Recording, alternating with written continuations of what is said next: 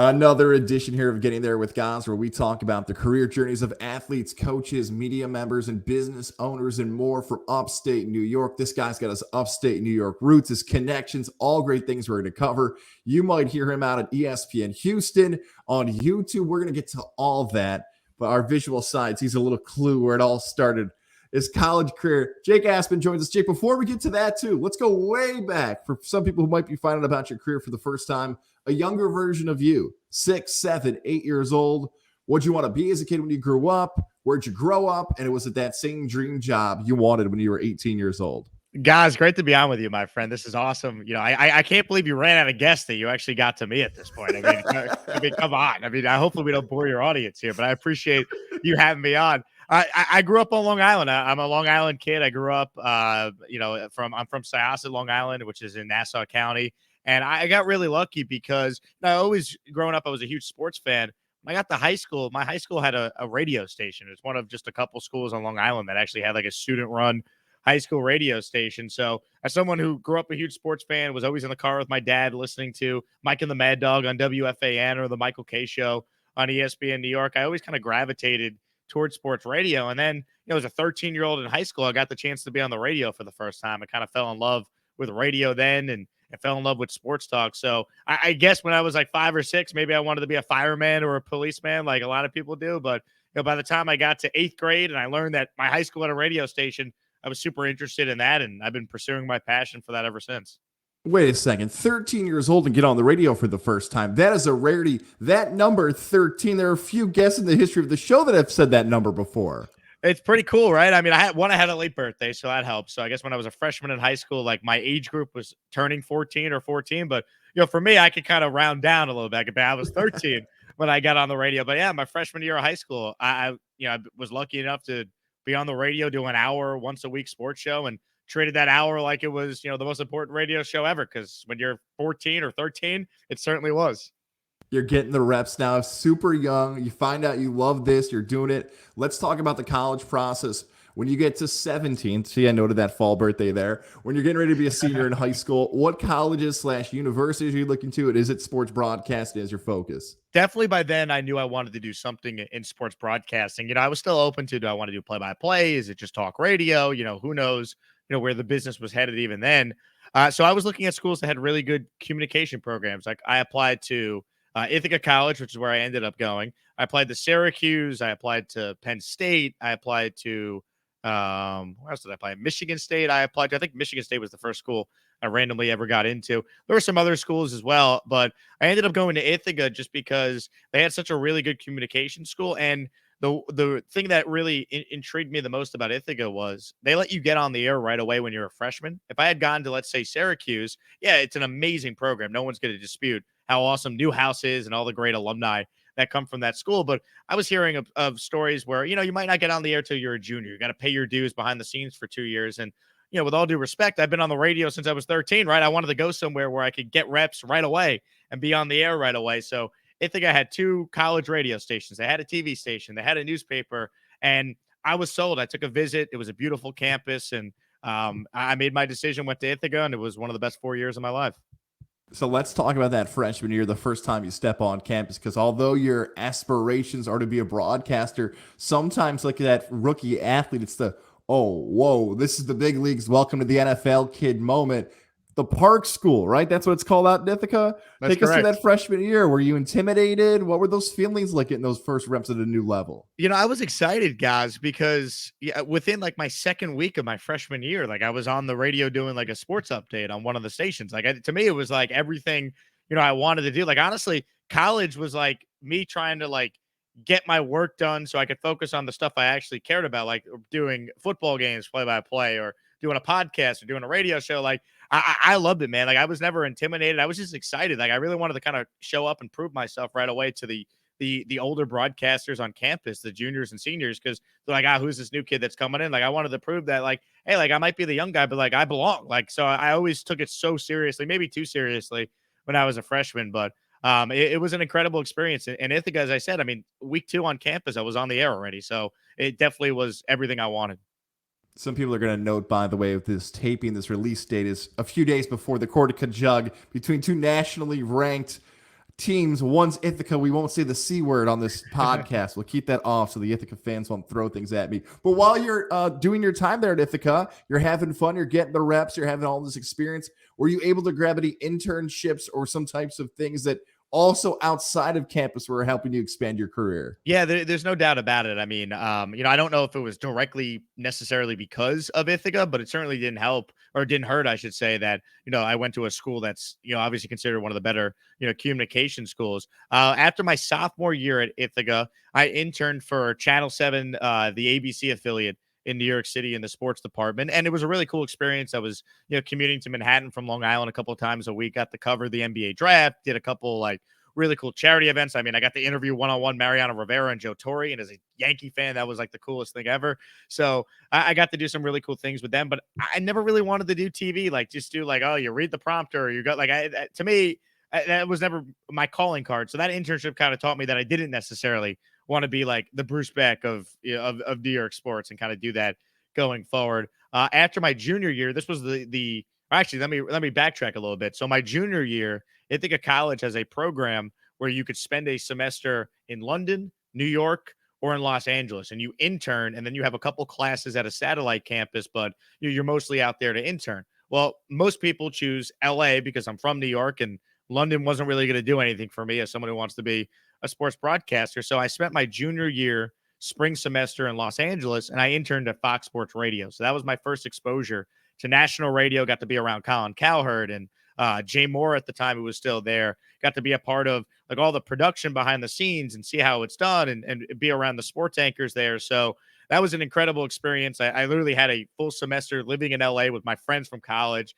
had like a couple classes twice a week. It was nothing. I mean, it was truly an amazing experience. So that was my second ever internship at Fox Sports Radio. And then that summer, I was lucky enough to have interviewed and then received an internship to go to the Olympics in Brazil in 2016. So I was basically what's called a runner, basically a gopher.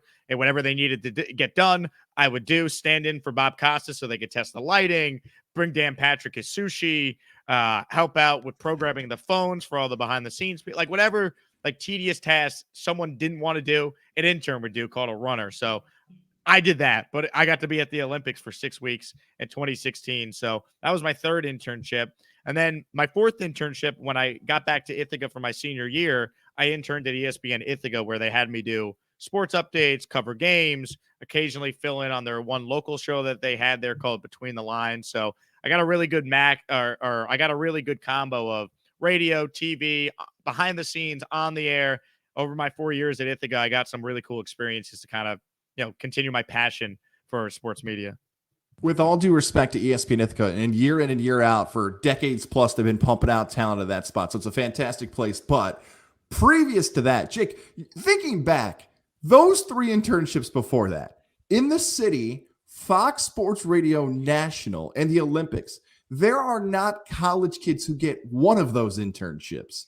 You got three. Have you even thought back now, like, I don't know what the right word is, fortunate, thankful, right place, right? I don't even, Jake, those are insane internships. You got three of them, not one. I want to go back to the Fox Sports one, though. What were your responsibilities? You mentioned the Olympic responsibilities. What did you do day in and day out at Fox Sports? Yeah, I mean, the Fox Sports one was really cool for me just because, like, I grew up, I grew up on Long Island, right? I was never really listening to national radio. Like, I listened to New York radio. Well, this was a show you're doing for the entire country. So my responsibilities were to half the time. So I had two main responsibilities. Half the job was editing audio for the sports update anchors to use on their bottom of the hour sports updates that be syndicated around the country.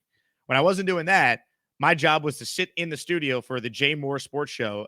Jay Moore has since left Fox Sports Radio. Doug Gottlieb, who's now there, replaced him in the time slot. But when I was there, Jay was still doing his daily radio show that was obviously syndicated on Fox Sports affiliates throughout the country. So my job was to basically edit the audio for Jay's podcast every day. And I got to be in the room with the producer and the board op as this show was going on. And, it was so cool for me to kind of be immersed in that environment just because I was around like a big time national show, a huge personality, like, Jay Moore's Bob Sugar from Jerry Maguire. He's one of the funniest stand-up comics of the last 20 years, I'd argue. So that was such a cool experience being there. And I got to live in LA with my friends. Like, that counted as a semester. I think I took, I don't know, 6 credits. Like, it was a joke as far as like the coursework. The experience was the internship where you got most of your credits. So it was a ton of fun, man. I mean, the only regret I have is that I was 20, not 21. So we were very limited with some of the things we could do as far as like going out and about in LA, but we still had a great time, and that was an awesome internship. I was going to drop the cliche, living the dream with that 20 bomb at the end there. Yeah. Like, oh, how different your life. Maybe it was a blessing from above that the age was 20 and that late birthday worked out maybe in favor for you. Also, timeline wise, I'm trying to think back. We mentioned the Cortaca Jug a second ago, and you're a broadcaster and a student at Ithaca at this time. Does the timeline match up where the Cortaca Jugs, especially your upperclassmen years, your junior and senior year, are the ones because of the things that happen off the field, they started making national headlines? Yeah, yeah, you're actually right about that. So 2013 was the year of the riots. So that was my freshman year. And then after that, they really got straight. The riots were in Cortland, by the way. No surprise there. I mean, yeah, I'm just throwing that out there. But the rules certainly tightened as far as like the partying atmosphere away from the stadium after my freshman year. I was really lucky though, guys. I got to be a part of 3 Cortaca broadcasts on either the play-by-play or the color. So my sophomore year, I did the game on TV, ICTV, with my color commentator co-host Dan Budick, who is such a good broadcaster. We got a chance to work together doing TV as sophomores. My junior and senior year, Dan and I moved over to radio, and the reason why we did radio was you got to do the home and the road games, not just the home games on TV. So we wanted more reps. We wanted to be around the team more. So I was lucky enough to have been part of the play-by-play for 3 Cortaca broadcasts, which was such an incredible experience. So I love Cortaca, man. It's a special rivalry. And you know, you mentioned it. This Saturday, they're playing the damn game at Yankee Stadium, 2 undefeated teams. It's crazy. There's probably going to be like 50,000 people there. Yeah, I joke with my friends. It's the biggest game played at Yankee Stadium since Game 6 of the 2009 World Series. So I'm pumped to be there. But yeah, Cortaca is a big deal. It's a huge, upstate New York rivalry, as you know well. So to be part of 3 of the broadcasts was so much fun in college.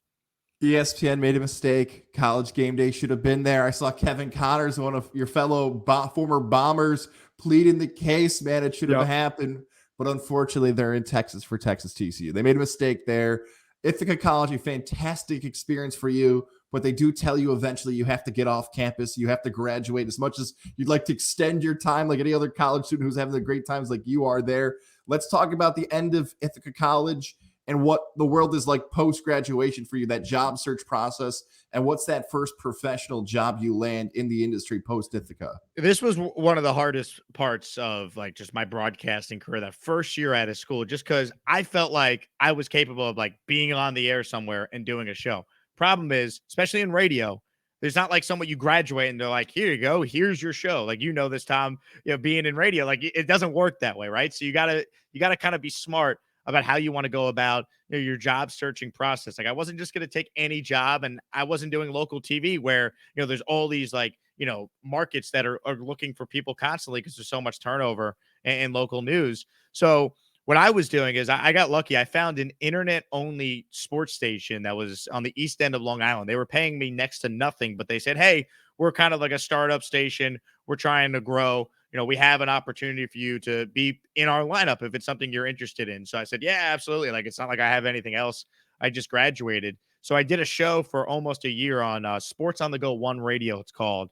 And I did a show from 8 to 10 in the morning with someone that I went to high school with, ironically enough, that now works for the WWE. His name is Anthony DiBernardo, super talented guy. And we basically were using Sports on the Go 1, this morning show we were doing Monday through Friday, 8 to 10 a.m., making next to no money doing it, just to basically get fresh tape, get reps, get better as broadcasters. So we could then send that out to different program directors around the country being like, please hire us. We're on the air. We're doing a show. While I was doing that, because I was making no money, I was really fortunate that I got an interview at WFAN and CBS Sports Radio in Manhattan to be a part-time producer, board op, audio editor. So I worked there for about 8 months. I got hired, I think, in October, and I left in July when I moved to Houston to come down and work for SB Nation Radio. So my first year out of school, post-graduation, it was fake radio show at Sports on the Go 1 pretty much. And then it was, working maybe 15, if I'm lucky, 15 hours a week, I should say, at the Fan in New York, getting some experience there. So I kind of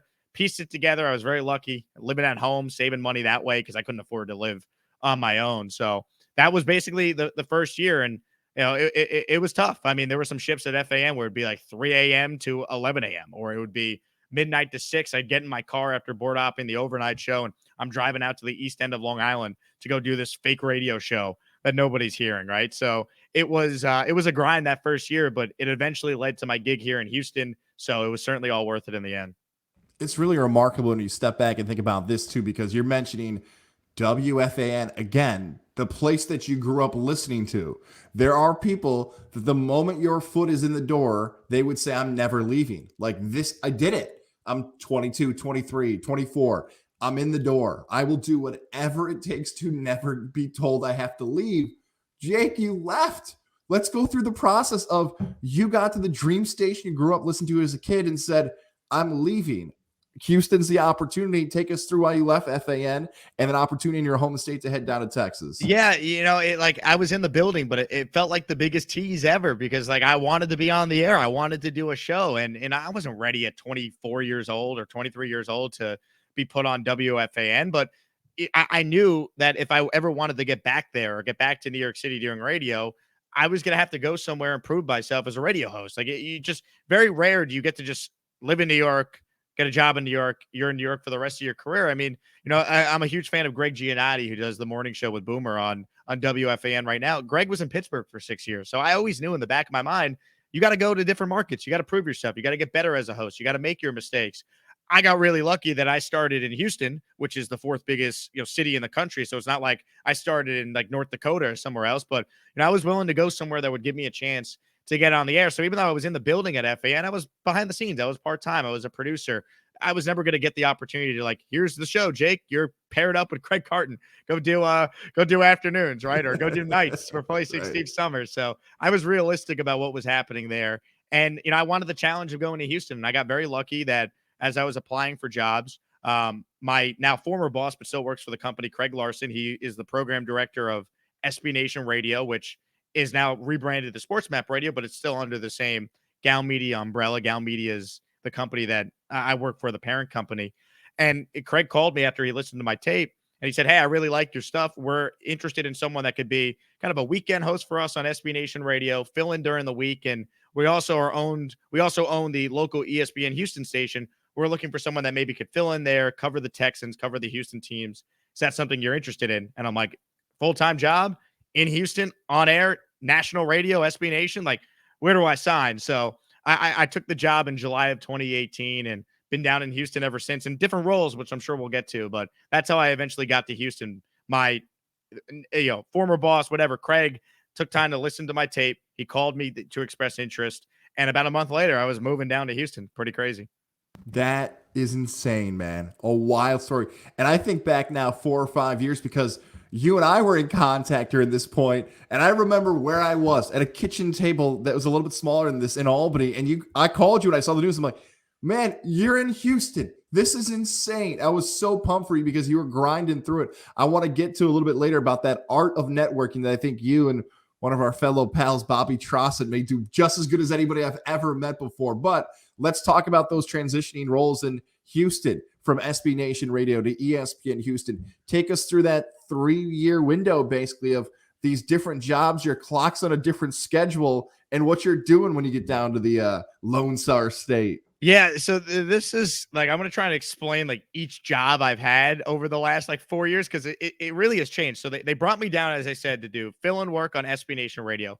SB Nation Radio is like Fox Sports Radio, or it's like CBS Sports Radio or ESPN. It's a lot smaller than those companies I mentioned, but they have affiliates throughout the country. So I was brought in to do a national show on the weekends. I had a Saturday and Sunday show where I talk about sports, whatever the main stories were, to the to people around the country. When someone was out of work during the week, they had me fill in on the weekday lineup when they needed someone. Did that my first, let's say, 6 months that I was down there. Well, also during the week when I wasn't on SB Nation Radio, I was the Texans beat reporter in 2018 for the radio station, ESPN 97.5, ESPN Houston. So around the Texans every day. When I wasn't around the Texans, I was filling in or doing a weekend show on SB Nation Radio. Did that for about 6 months. After 6 months, the lineup changed at SB Nation Radio, where they then had a spot for me to have a show Monday through Friday for only an hour. It was like a bridge show in between like two, I don't know. It was an hour a day show.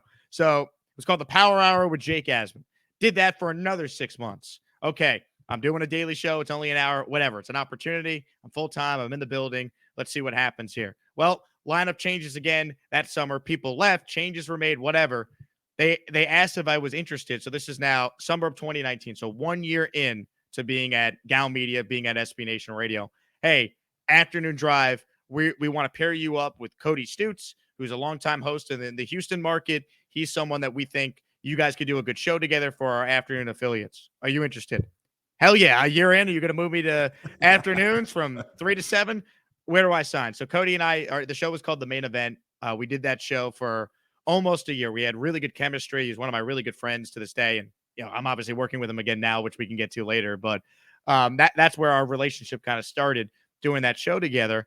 Then the pandemic happened. So the pandemic happens, and both Cody and I were furloughed. So our show broke up on SB Nation because of the pandemic, all the changes made at our company. I'm on furlough. So this is now March of 2020. So March of 2020, I'm out of work. I'm sitting here every day doing nothing, hoping to get my job back. If not, who knows what's happening with the radio business? Like, I have no idea what I'm going to do.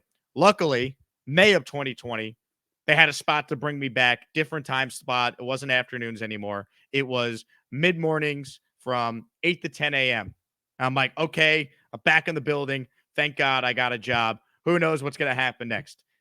Now I'm doing the 8 to 10 a.m. show on SB Nation Radio. And, oh, yeah, SB Nation Radio is rebranded now to Sports Map Radio. So now I'm no longer even working for SB Nation Radio. It's now Sports Map Radio. Okay, I'm on Sports Map Radio, 8 to 10 in the morning. I'm doing that for about a year. Well, fast forward now a year later. So this is now around late May of 2021. I'm hearing rumblings that the afternoon show on ESPN Houston is going to be split up because one of the hosts, AJ Hoffman, who's also the program director at ESPN Houston, he's leaving to take a gig in Las Vegas working for RJ Bell's pregame network. So AJ's leaving. All of a sudden, the lineup's going to be changing. We're going to bring in Jason Barrett of Barrett Sports Media as our consultant. And I'm thinking to myself, well, there's going to be a lot of changes for bringing in a radio consultant. I want to do local radio. I grew up listening to local radio. Like, this is my chance to finally be on 5 days a week. So I met with our owner, threw my name in the hat that I'd love to be on the local station if there is going to be changes. Jason comes in, evaluates the station. I interview with him. He makes the changes. He recommends that I be an afternoon drive with Cody Stutes, who I had previously worked with at SB Nation Radio. We had the main event together. It was a good show. And then they were hiring this guy named Brad Kellner from the Horn in Austin. He was looking to get to a bigger market, really talented guy. I didn't really know him that well. Like, I knew the name, but it was a 3-person show as well. I've only done solo. I've only done 2-person. Jason's like, we want to do a 3-person show. You're driving it. We think you 3 guys are the perfect fit. Are you in? Well, I'm not going to say no to afternoon drive. So obviously I'm in, negotiate the contract, whatever. I couldn't wait. August of 2021, the Wheelhouse launches. And since then, I have consistently now, for the longest time at least, been in the same job. No different time slots. It's been Monday through Friday, 3 to 7 since August of 2021. So we're now a year and change into it, where we've been the afternoon show on ESPN Houston. So long-winded answer. Hopefully your audience followed all that. But basically, I've hosted solo. I've hosted with a partner. Now I'm doing a 3-person show. I've been in this time slot, that time slot, been furloughed. So it's been wild over the last, 4+ years in Houston. But now I have some consistency in my life doing afternoons on ESPN every single day. I'm glad you shared it. I'm glad you gave us all the details, because there are so many young broadcasters that are going to hear that story and feel like there are so many times Jake could have been discouraged. Like, pick one of those years and be like, well, they moved my time slot. They gave me a different job. They have a different name. This guy left that. There was about more than a handful of times that at any point you could have been like, screw Houston, I'm leaving. I'm going back east. This is too inconsistent. But you didn't get discouraged. You believed in your abilities. You knew what you could do. And you said, hey, if you're going to keep giving me chances, I'm going to keep stepping up to the plate and knowing my abilities. And you continue to do that. You stayed true to what you knew to do. And now you're in a 3-person spot on the afternoon drive on ESPN Houston. This is a little bit more of like an insider business question, but I hope this will also offer some advice for some young broadcasters. Explain a little bit about that difference you just mentioned there between solo, 2 people, and 3 people. I guess the best verb we can almost use here is dancing, right? Different styles of dances we're doing here. It's a great comp right there. This business could be crazy at times. So like any young broadcaster out there, like my story might be like unique to some, but anyone who's been in the business could tell you like change happens a lot, especially in radio. So you kind of got to get used to that and just accept that as the reality. But yeah, I mean, doing a solo show, I think I could do it. I think it's really hard to do that for 4 hours a day and be entertaining and just take calls and like maybe go to your producer here or there. Like, I think it's really hard to do it. Colin Cowherd does it every day. Jim Rome does it every day. Those guys are amazing. Like, I don't think I could do what Colin does every day solo doing that. So, you got to be prepared. The way you kind of interact with callers could be a benchmark of your show. How many guests you have? Is your producer involved? So solo radio is very different than working with a partner, which I did with Cody. And that was awesome. That's kind of like a tennis match. You go back and forth, back and forth.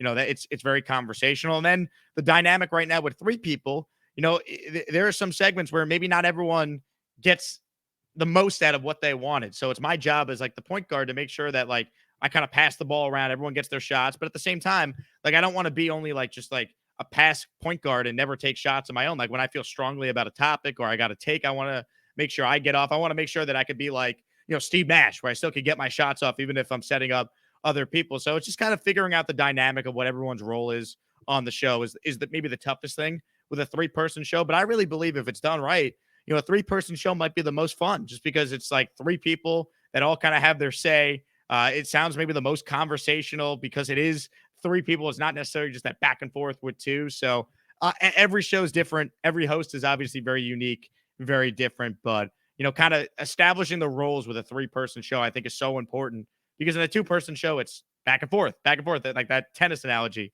I just gave. Whereas 3 people, it's like, well, some segments, it might be a back and forth between just Cody and Brad, and I'm kind of sitting this one out. Or, maybe all 3 of us are in on the segment, or, maybe we got to, carry over something because BK still has more to say about whatever topic we're talking about, even though we had something on the rundown that we were going to do next. So kind of being able to adapt on the fly in a 3-person show, I think it is really important.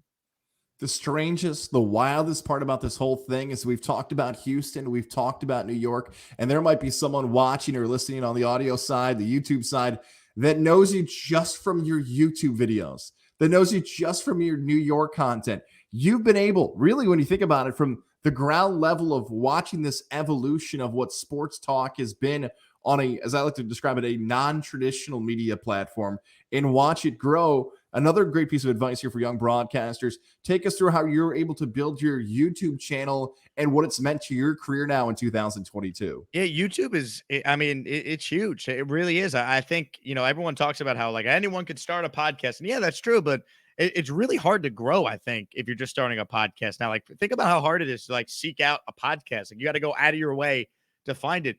YouTube's great from the standpoint that like the algorithm on the homepage will tailor videos to what you have previously watched, what you're interested in. So, for me, I started a YouTube channel where I was originally just posting clips from my Sports Map radio show that I was doing in 2020, back when I was still in the 8 to 10 a.m. part. And I noticed for whatever reason, anytime I posted a segment talking about the Jets in particular, the viewership for those segments would always increase. It would be significantly higher than other topics, whether it was basketball or baseball, like the Jet content. I'm a huge Jets fan, diehard Jets fan. That would always be the number one thing that would get viewed. So I'm like, all right, well, maybe I got something here. So I started posting like just custom daily videos of me just ranting about whatever the topic of the day was with the Jets. And I started to kind of build a following and see like the viewership increase to a point where I'm like, wait a second, I could monetize this channel and I could build an audience here. So I started doing it as just the Jets and doing daily Jets content, in addition to now sharing, wheelhouse clips on the channel as well for the Houston audience to kind of grow our digital platform, digital audience there. But it really has evolved into like a daily Jet show that I do. And I'm starting to branch out and do other New York sports as well, just because, if I could have an audience with the Jets, well, if you're a Jet fan, you might also be a Met fan. You might also be a Yankee fan. You might also be a Knicks or a Net fan. So I'm starting to do other New York sports when I have time, just because I think there's a huge audience there on YouTube. And for me, those are the teams that I root for, right? Like I cover the Astros, I cover the Texans, I cover the Rockets. I'm not living and dying with those teams' results. I'm just not. Like, I'm not a fan of those teams. I'm a Jet fan. I'm a Yankee fan. I'm a Knicks fan. I'm an Islanders fan. I live and die with those teams. So when I talk about it on YouTube, it's like, therapeutic for me to kind of let out my, my passion for those teams and kind of do it with an audience that I've been able to grow.